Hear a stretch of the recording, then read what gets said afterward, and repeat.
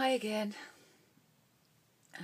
At the age of 15, shortly after we'd moved out to Hewish Episcopi, I'd been in yet another argument with my mother, and so I stormed off and went for a walk along the river. Now, the river in Somerset, because it's very, very flat there, it does this. It goes back and forwards, back and forwards, back and forwards, and so on. So it's like kind of snaky-like.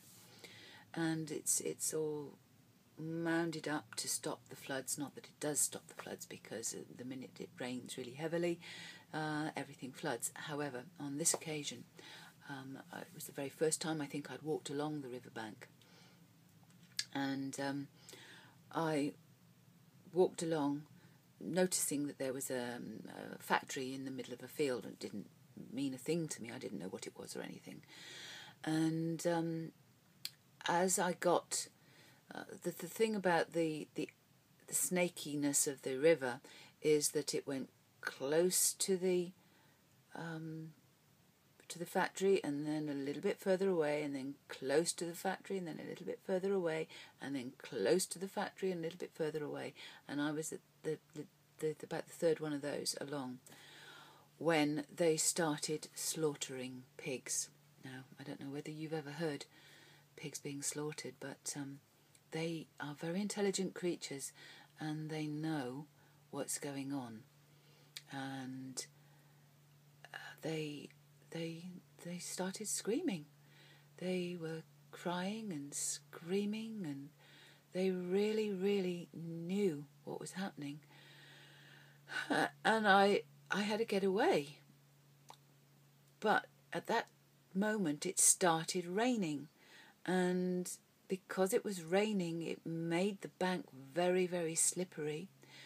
I started crying, and every time I was running along the bank, it got closer to the factory, the slaughterhouse, and further away, and it seemed as if I was taking forever to get away from the crying, screaming pigs.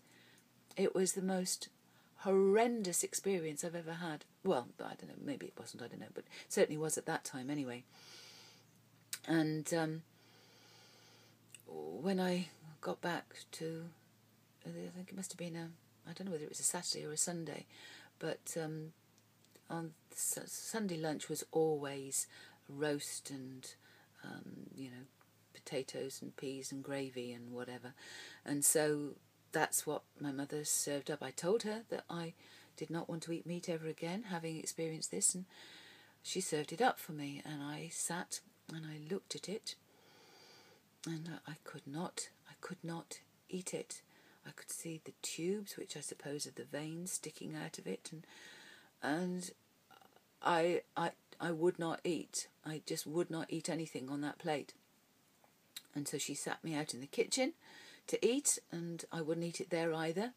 And she realised that I was absolutely determined that I was never going to eat meat again from that point, and I never have. So there you go.